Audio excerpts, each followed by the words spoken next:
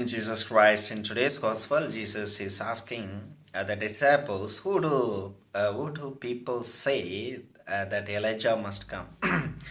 Who is Elijah or so on, or when will Elijah come? In that sense, he was asking them the question. So the disciples began to tell him. Not the disciples began to tell him, but he himself began to tell, saying that Elijah has already come. He has come already. Already come. He has already come. So do not. So therefore, he was pointing at John the Baptist, that he was the Elijah. He was Elijah. So therefore, they have already came, but they did not receive him. Because in yesterday's gospel we can see how John the Baptist came, and he did not drink anything like wine or something. So they began to tell him he is a possessed man. He's a possessed man. He was the Elijah who came, but they did not receive him. So Jesus Christ also tells about his suffering. And dear friends, life is something different. Life is something different because there are different kinds of life, or different walks of life we can find in today's world.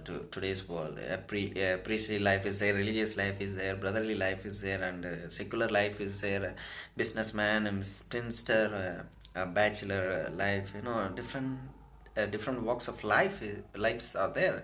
But which one you are preferring or choosing to live? If you are choosing to live a priestly life, then how would you like to be called by others?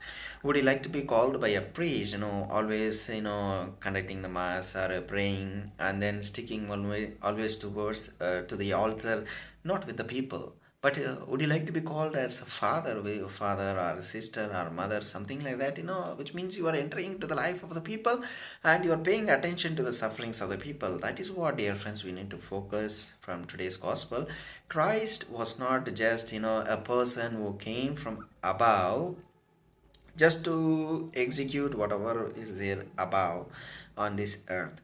But it's not like that, what he wanted to execute whatever is there in heaven on this earth. No, but he's coming to our level, understanding our level, paying attention to our sufferings, and he humbled himself. That's how, dear friends, he's becoming us, and becoming one with us. That we need to understand in our day-to-day life in order to go forward.